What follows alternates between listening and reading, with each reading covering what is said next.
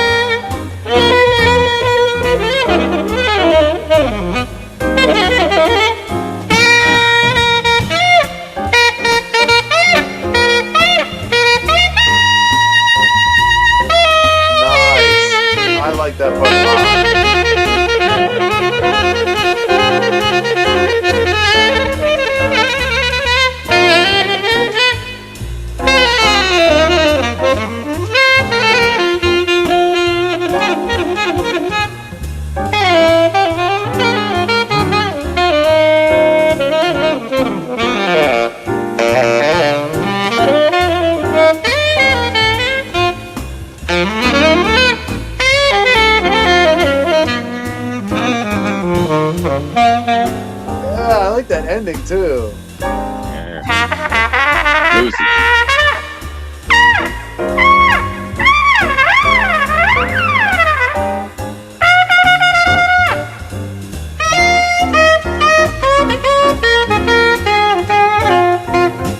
Trading forces yourself, man. Yeah.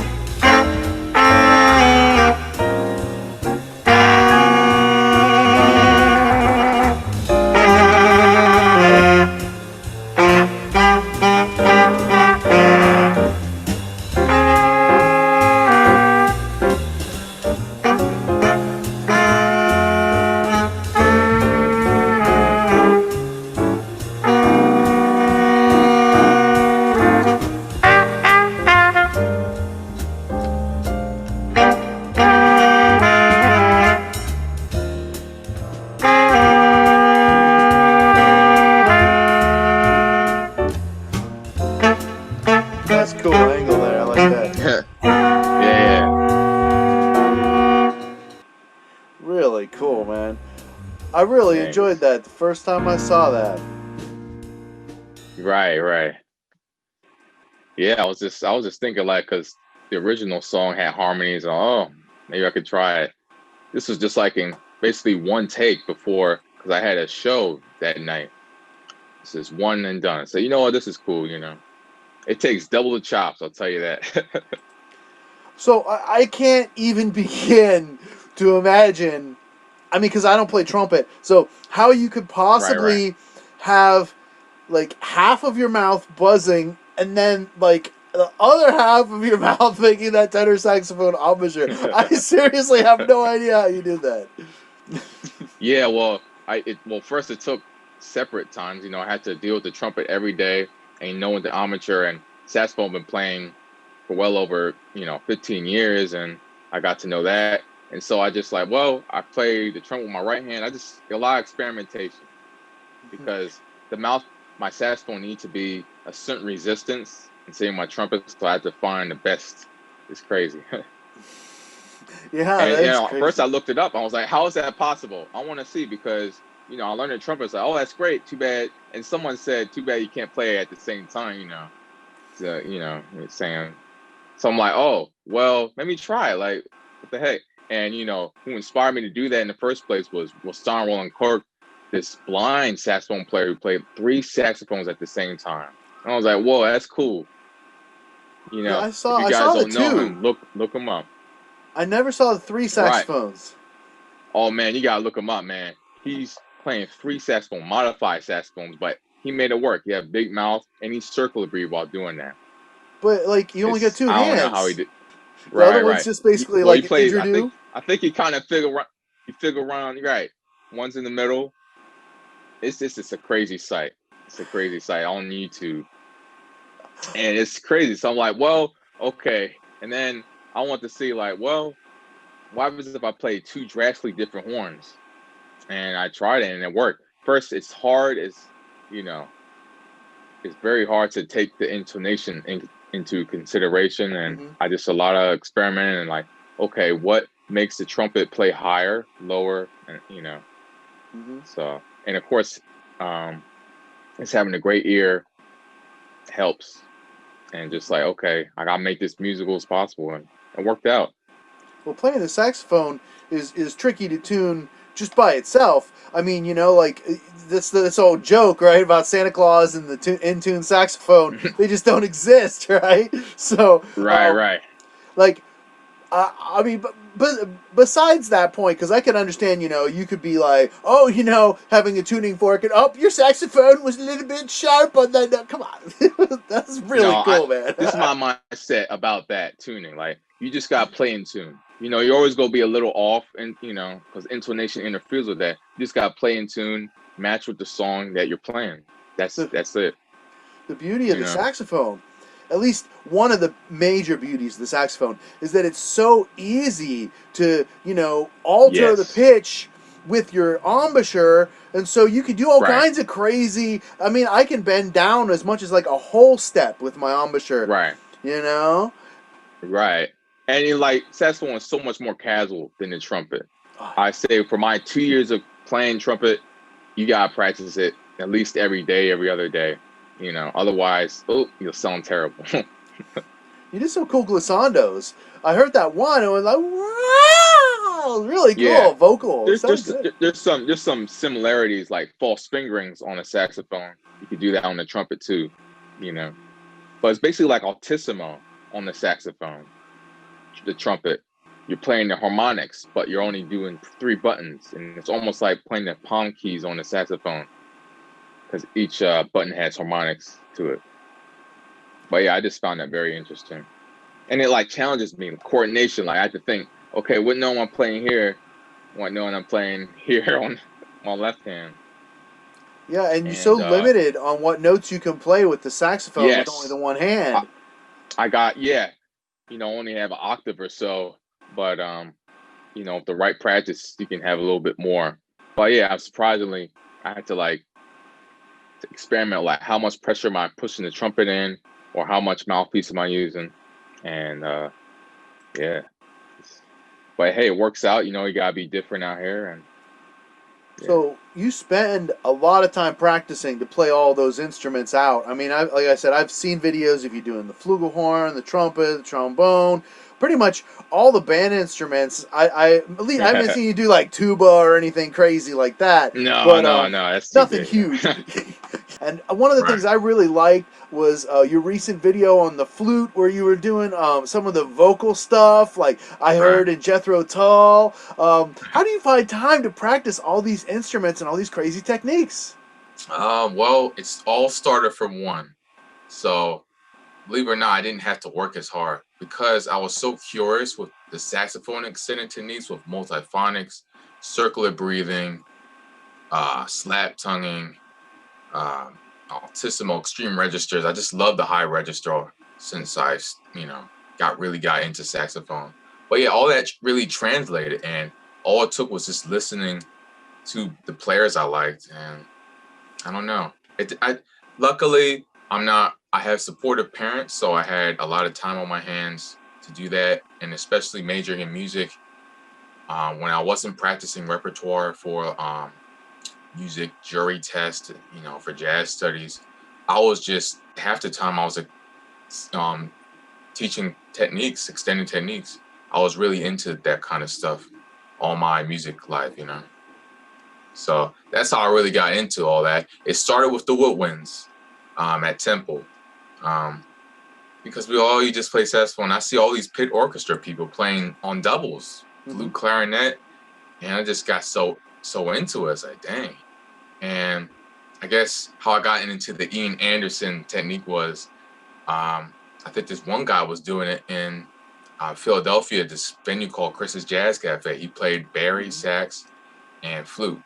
Dennis de Blasio, who played with the Manuel Ferguson band. And I was just like, whoa, he was just doing all this fancy stuff. He was playing harmonies, and so I need to do it. It's kind of like scatting / playing the flute. And I was like, that's so me, because I'm kind of uncomfortable with singing, and that's kind of a cool thing to do.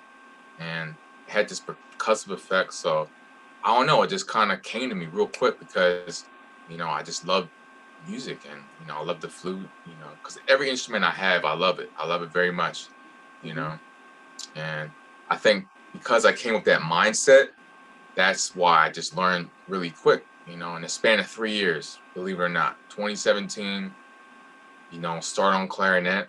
So let me get a clarinet, and let me play flute, okay?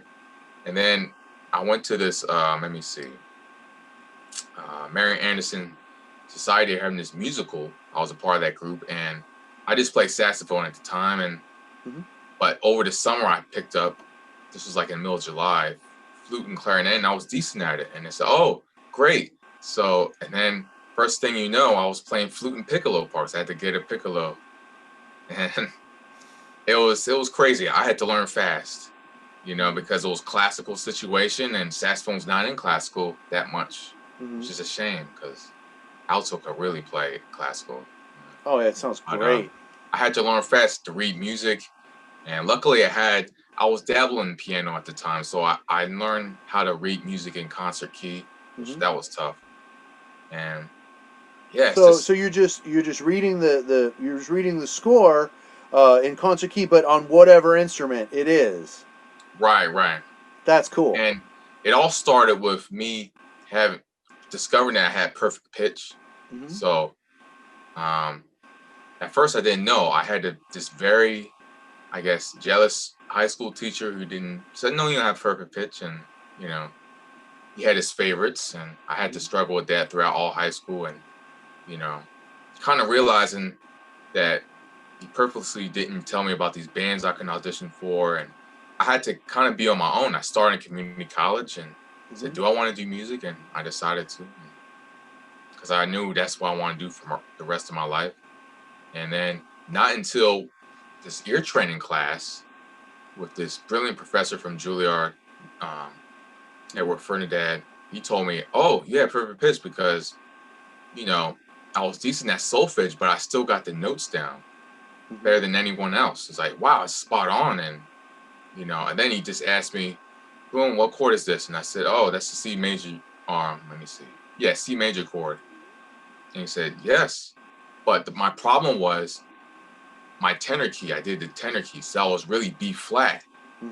So I had to train my ears. Okay, now I have to kind of say, okay, it's that chord, half step. I had to kind of train myself so I can say the correct key in the piano key. So. Wow. Yeah. See, I never thought about that. I mean, Right. like, I'm not a perfect pitcher. I'm just an extremely good relative pitcher because I was immersed in solfege from a very young age. I was very grateful for that opportunity, and so to me, when I was in high school and college, and we were doing interval training and stuff, it just came second nature to me, but not because of perfect pitch. So like, I could transfer stuff from guitar to saxophone. And one of the things that I really like to do is tune my guitar down a whole step so that way it was in tenor saxophone key. So that way if I play a G on the guitar, I'll play it a G on my saxophone. I love that. You could do the same thing on the piano, just by bringing it down a couple half steps. Right, the transpose function, right. Oh, those are great. Right. So yeah, and that's the thing. I had to learn music theory because I can hear the notes, but how was I going to translate it so people can understand? Or so I had to really dive into music theory and say, okay, this is learning about harmony and writing down versions, all that stuff. And obviously the piano helped me with that, and it was a tough journey. I had to stay an extra year at community college because I could not understand music theory.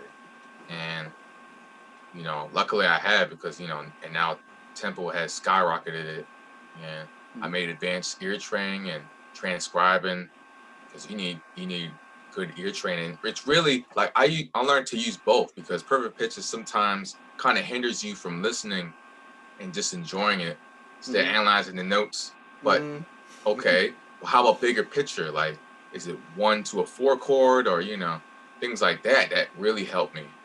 And I tend to use my relative pitch music education more than my perfect pitch in order for me to really compose and understand what the music is, So do you songwrite as well, or are you mainly just a jazz guy? I do. I'm starting to songwrite. I've wrote a lot of originals that haven't even released yet, and so I'm working on some projects, a second album, besides my Funk Train album. And this time, the second album will be all originals and stuff like that. So I'm excited to get to it. That's cool. Yeah. One of the things that I've learned, at least for when it comes to singles, that I tend to do better if I don't tell people it's an original. Like, I don't, obviously, you can't call it a cover because it's not. So you just it's this song. And then people are like, oh, who did that? Who did that? And that's an incredible compliment. If you can write a song when they're, after hearing it one time, and they're like, wow, you know, I've heard this before. Somebody famous did this. You're like, no, dude, I wrote this song. They're like, what? Right. You know, and that's the reaction I got when I played my original Funk Train. You know, I was like, whoa, that sounds. Who's that by? James Brown? It's like, no, it's by me. So, That's you know, it's a awesome. good feeling, and that inspired me to make more original content and stuff. But I love playing covers, and because it's like your own rendition, and sometimes people can't tell. It's like, whoa, I like that better than the original, and that to me, that's worth it right there. You know? Hey, you're so young, man. You got so many years ahead of you for seasoning and all this. You know, I'm really excited to see, you know, what you sound like in 10, 20 years. It's really it's going to be cool, man. Keep it up. So Appreciate it. Yeah. let's kind of shift gears a little bit. We touched on a lot of the custom questions. I want to kind of get back to the meat and potatoes of flowering creativity because you know All right.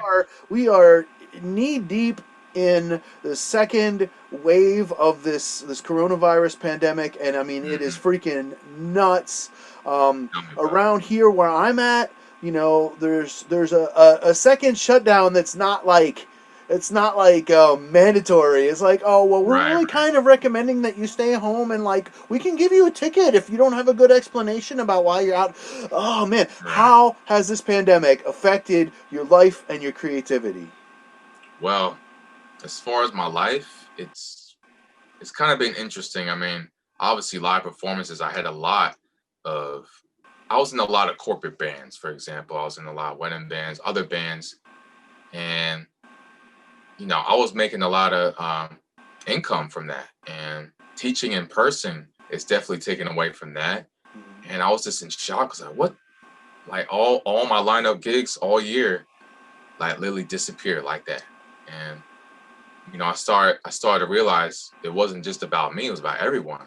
Even the famous people, the discovered big shots, they lost their steady income jobs too. And it's like, whoa, this is not normal. Like, what's going on? And but at the same time, creativity wise, I was forced to be by myself. I was forced to think on my own. You know, I'm used to being in other bands, but this time I got to actually breathe. You know, I felt like I was swamped with a lot of projects, other people's projects, but not my own.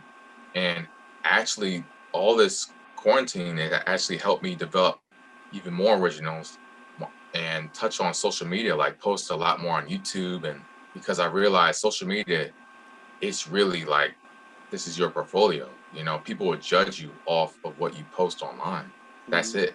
You know, if you don't have it taped, well, no one knows how good you are. No one knows you can play the piano, Aaron. You know, it's like until you post it, how good are you at jazz? You know, oh, you can play a Justin Bieber cover. Well, I don't see it. You know, it's Mhm. now online. So I realized how important it was, and I had to force myself to like, you know, spice up my editing skills, and I really learned a lot during these 9 months or so. So it feels like Mhm. forever, but it's definitely like changed me and matured me, and now I'm doing my own lessons online, and that's really helped. You know, Yeah, I mean, I never would have imagined that I would be doing a YouTube podcast, you know, a year ago. Like this is totally because of the pandemic, you know. It's like I needed right? something to do and a way to, you know, network really awesome creative people and like share these messages because, Hmm. you know, when we're stuck at home with hours and hours on end, I mean, sure we can, you know, just drink beer and watch TV all day or just sit there and be on our phone. So one of the things that I've had to do to cope with this is develop a daily routine. And you know, for me, um, that definitely involves jogging, getting some physical activity and some fresh air outside. Right. Do you have a routine that you do that you feel like helps you stay creative and Oh flowing? yes. Thanks to my brother, you know, I actually I lost a great amount of weight, um, about 120 pounds, thanks to Wow. my brother mainly. And basically, what that was basketball. Basketball is like my escape. It's like my other form of expression. I'm able to express myself. Playing ball doesn't even feel like cardio. It's fun. So that's one of my daily routines. I go to the gym with my brother, or mainly before the first lockdown. Like it was mainly outside, so we played basketball outside a lot. the high school track, local high school track, and just getting in shape like that, and like dumbbell workouts, body workouts, a lot of body workouts because the gyms were closed at the time. Luckily, some gyms in my area are open.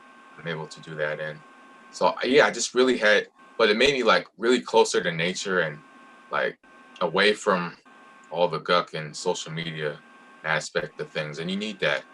You know, it's really made me balanced, more balanced than I was before COVID happened. You know. The social media, including YouTube, has been really on the rise, especially since the pandemic, and it's been giving channels like ours a chance to grow really fast because a lot of people have time to sit around and watch. Yeah, it is nuts. I mean, think about a dog barking, on to a baby goes viral, versus that, you know. It's definitely, that's, I always think about that. It's like, damn, why them, And it's like, I don't know, I just learned to just go with the flow of things and just do what you love, Like, don't worry about that stuff.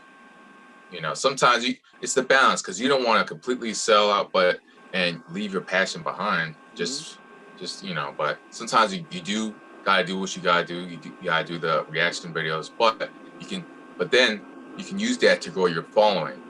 That's what I'm thinking about, and then after that, you can dive into your saxophone playing.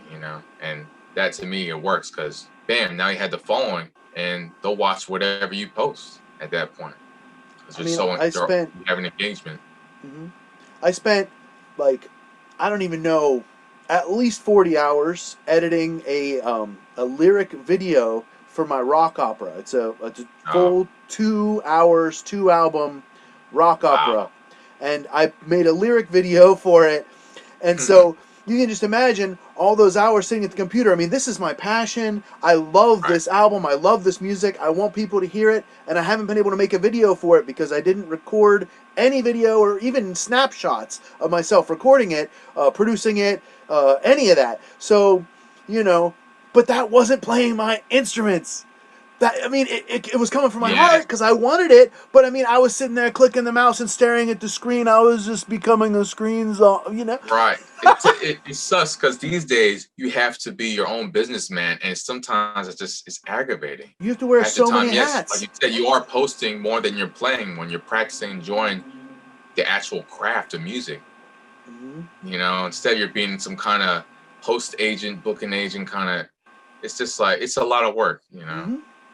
Yeah, but if you don't, then you got to pay somebody else to do that shit for you. So you got, I mean, right. like seriously, if you're gonna be your own musician, right, your own solo artist, and have your own band that you book as a trio, as a quartet, as a duo, as a whatever the fuck you want, 8-piece, I got you covered.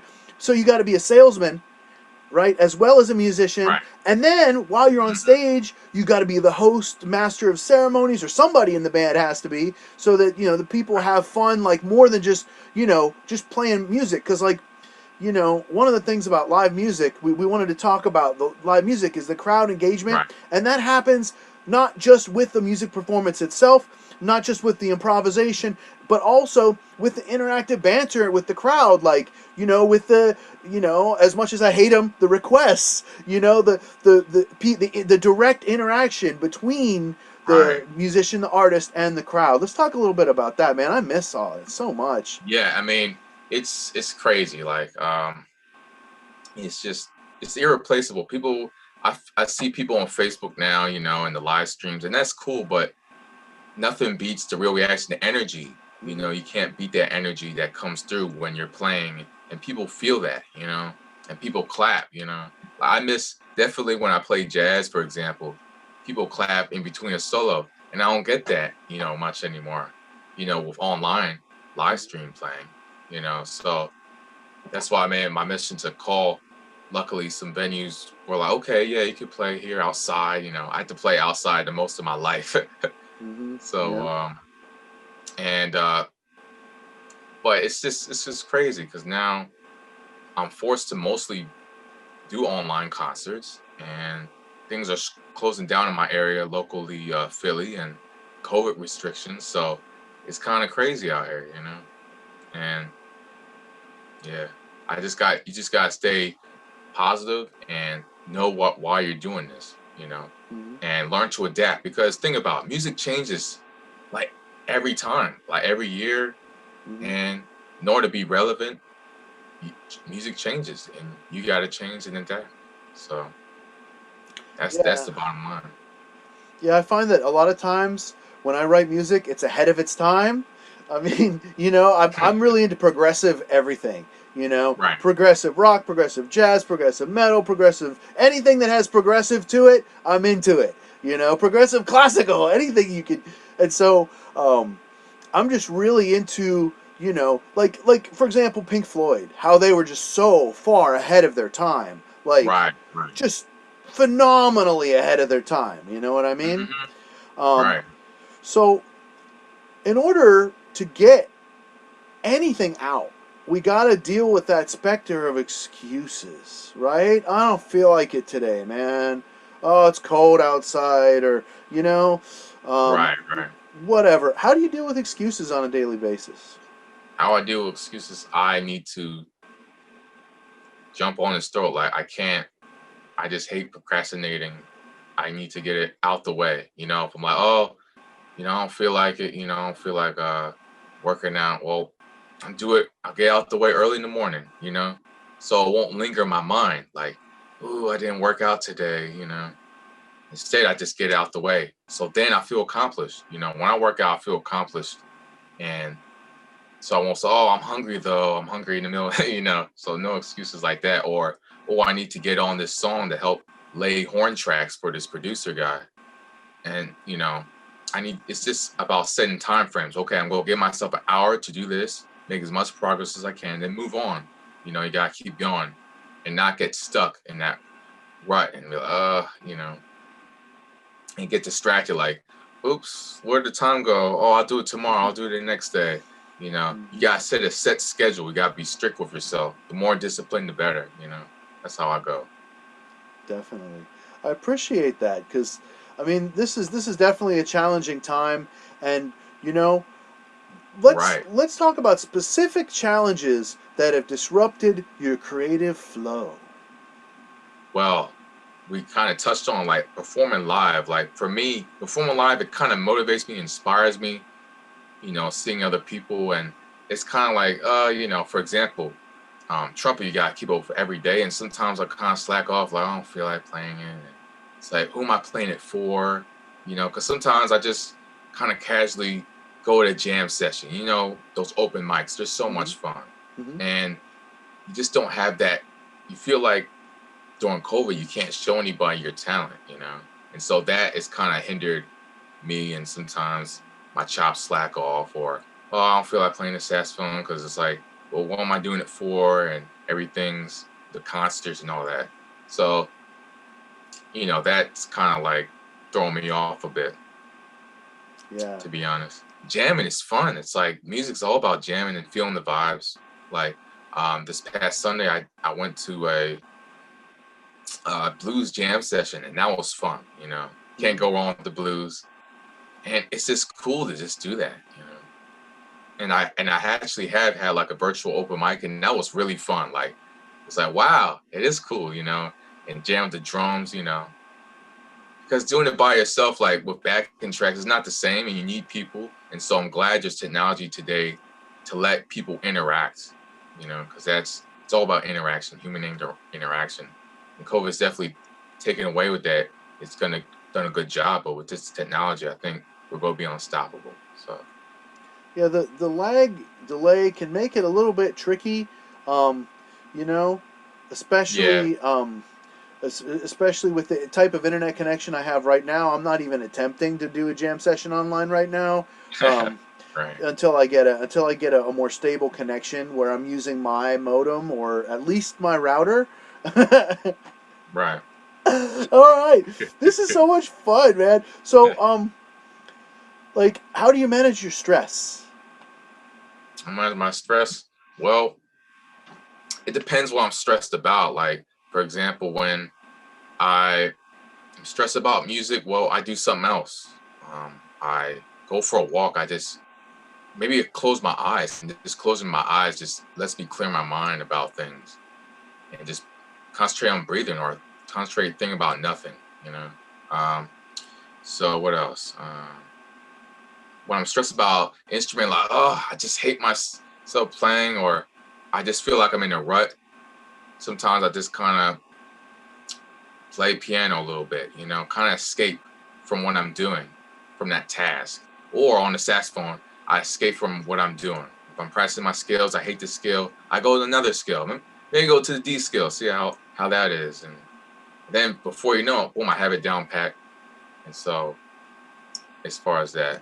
And like as far as other stressors, like about this COVID crisis, I think about my family because of this, I'm closer to my family, and I just spend time talking and being happy, being grateful because you know I think that I'm in a much better place than a lot of other people, and you know just being alive in this time, you know you just gotta be thankful, you know, because a lot of people unfortunately have passed because of this virus, and Mm-hmm. you know it's like I'm just thankful to be alive and breathing, you know. Yeah, it's People just need to simplify life a little bit, and it's like, yo, this is a phenomenon, this is a miracle, you know. So just thinking about that, it's like, whoa, you know, I'm still 25, I'm young. Just you know, list the positive things, and positivity always beats negativity, you know. And just changing the mindset, that's it's a powerful thing. And, you know, I've been reading more books than ever, you know. So yeah.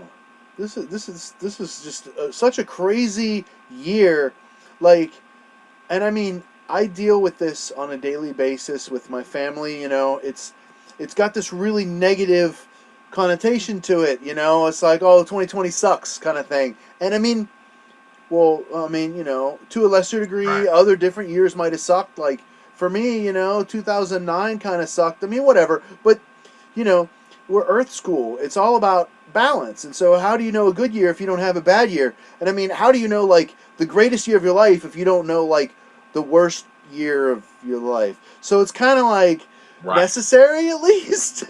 Anyway, this segues perfect into my next question. So, how do you deal with with people around you that are blocked creatively? They're in that negative mindset, right? They're seeing the glass half empty. They say that Mhm. 2020 sucks, right? How do you stay creative when people around you are like that? Like, especially people close to you that you can't just, you know, like your wife, your brother, you can't just get away from them, you know? What do you do?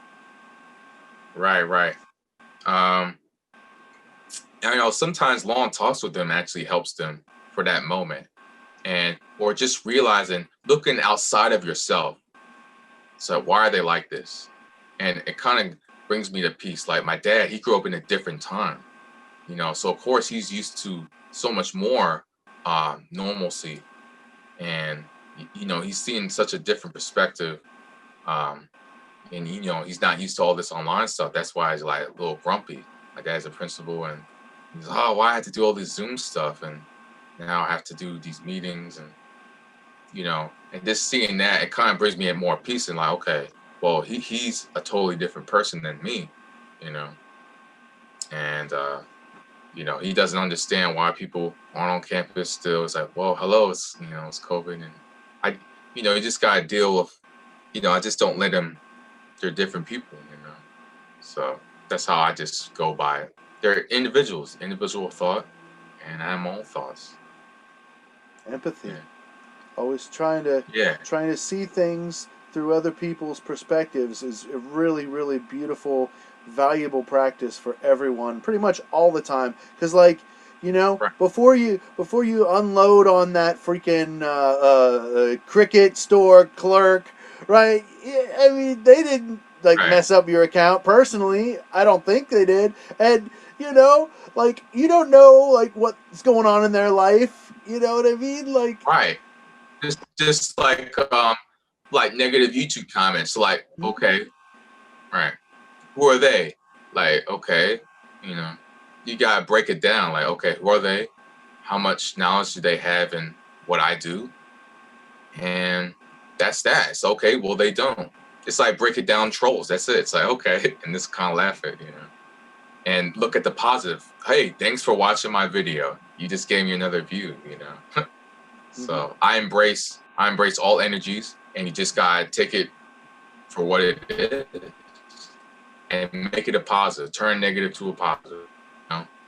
I'm thankful that my parents have provided me a roof over my head. You know, my brother, he's annoying sometimes. He doesn't understand my musical perspective sometimes, and I don't understand he's more into basketball than I am, and it's like, and I just look at things like that, and it just brings me so much more peace.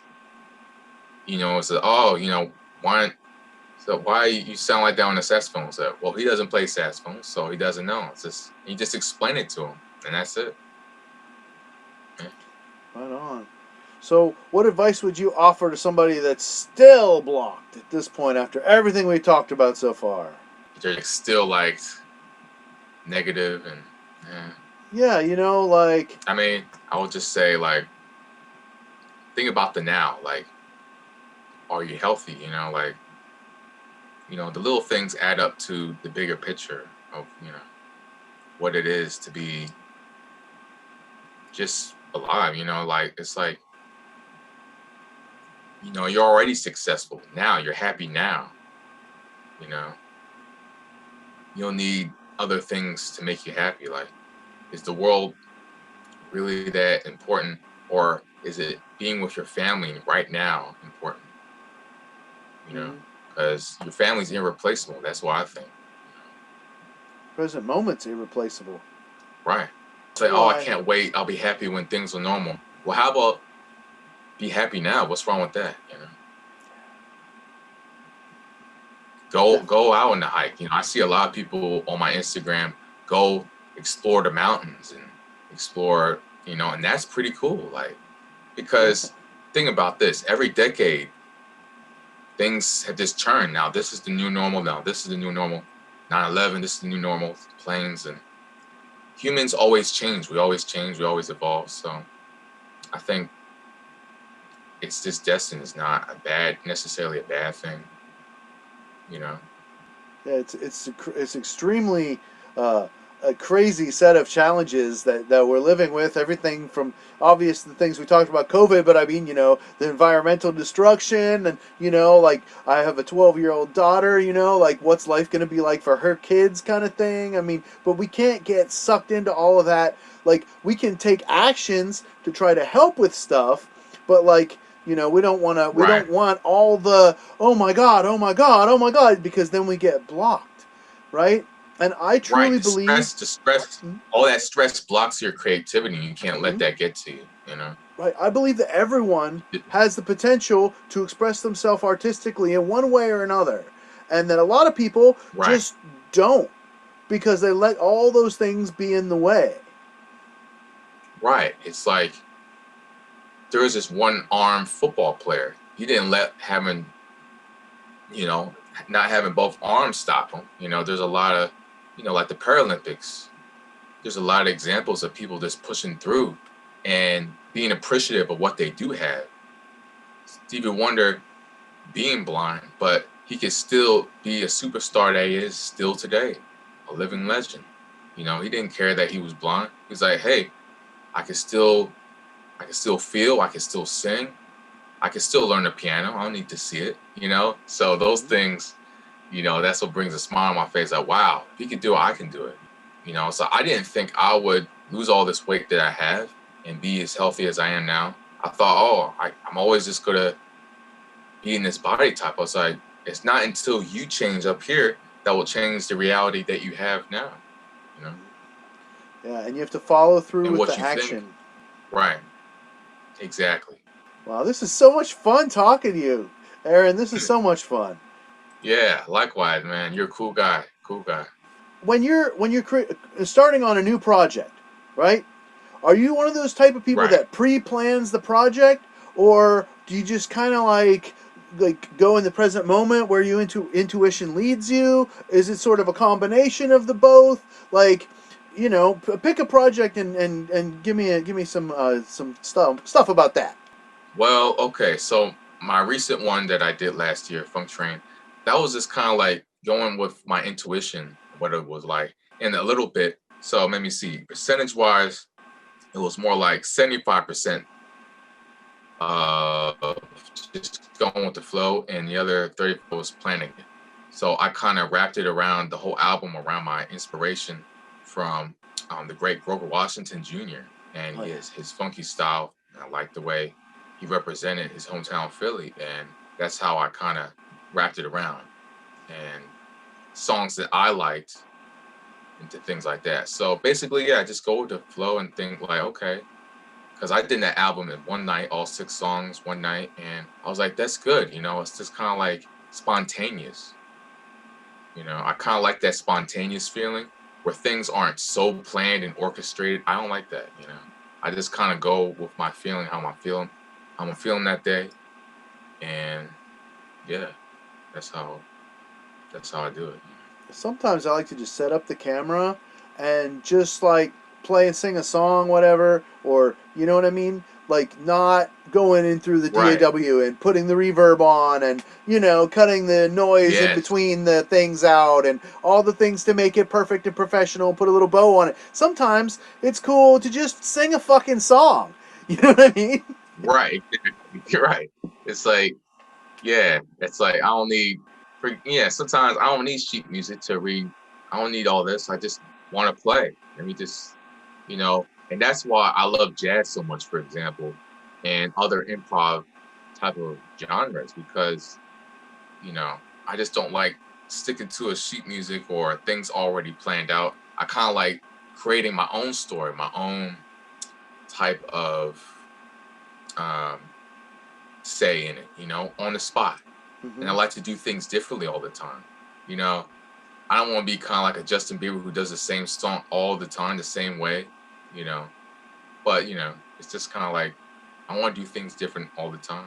And I like that spontaneous feeling. Like going out with a girl, you just like, hey, let's just walk here. Oh, look, you know, we didn't plan that out. We just happened to go to this, you know, local carnival here, you know. Why it had to be, okay, we're gonna go here, here, here. And I don't know. I just don't like that. I don't like forcing things, you know. It's Very like good. either it's there or it's not. If it's not there, it's cool. There's other ways to get there, you know, or go to another place. Now, other place is not so bad. Do you feel that you choose your passion, or does your passion choose you? Like I said, I feel like passion's me, you know. I feel like I kind of just gravitated towards the saxophone, for example, way back, and it just came so natural to me, you know. I didn't expect every time I played, and you know, it's like people are like, whoa, you know, and it's like, wow, I guess something is like instilled in me, and you know, I was just never good at anything else. I would say it just came to me, you know, the passion just, whoop, here you go, and it's like saxophone was my primary instrument, and it just always just has this home feeling forever, you know. It's just like it just came to me. It was just me, you know. It's just that's music. Music is me, and I just don't fit in anything else. I don't fit in sports that much. I just never liked a coach yelling in my ear. I just prefer music, Definitely. and that's why I chose it after high school. I was like, yeah, this is what I want to do. Like, I don't want to be a weatherman. Believe it or not, yes, I did want to be a weatherman. I want to be a chef. I was just trying to do anything. It's just like, no, this doesn't feel like, none of it feels right. And that's why I believe the passion just came to me. It was just like, this is what you love. This is what you are meant to do. And I believe in destiny. This is my destiny. It's just like, hey, I didn't expect myself to even pick up any other instruments. It was just the flow of things. It literally just came, oh, suddenly all this, okay. You know, so who knows? Maybe guitar will be next. Maybe I'll find my voice and sing like you do so well. I don't know. But all I'm saying, I'm loving what I'm doing right now. Also play the chromatic harmonica. That's fun, you know, a little Stevie here and there. And I like that kind of stuff. It's just like I don't want to force any instrument on me. Every instrument I have, I wanted to do, and it felt right. So Cool. All right. Well, we're getting ready to yeah. move over to Patreon. Do you have a Patreon page? No, I don't, but I certainly will get to it. Cool. Well, you're going to have something to put up there because we're going to go ahead and film a couple of extra bonus questions for my wonderful patrons Awesome. and for your patrons of the future, Aaron. And before we finish up here, I just want to make sure that everybody that's watching knows how they can find you on social media, how they can check out your more of your saxophone playing and your other instrumental of songs and videos. All right. Well, besides YouTube, which is called Aaron Qman, you can also find me on my Facebook page where I post not only my YouTube videos, but my Instagram content and other things like my concerts and events if you're around the area. So, and my Facebook page is Aaron Quarterman Jr. You can find me on there. And you can also follow me on Instagram, AQ_man, and also Twitter, where I post videos as well. And that is called Sax All Day Qman. Sax And all day. my links will definitely be in the description and things like that. Excellent. All right. Excellent. Oh yeah, and also I have a TikTok, and that's been a kind of a new exploration I've been doing. So you can follow me on TikTok, Aaron Qman. Right. Excellent. So, everybody, make sure you check out Aaron Qman in all the different ways that he's that you want, and make sure that you subscribe to my channel and to Aaron's channel. Like this video for me, please, and we'll see you next month on Flowering Creativity. Right.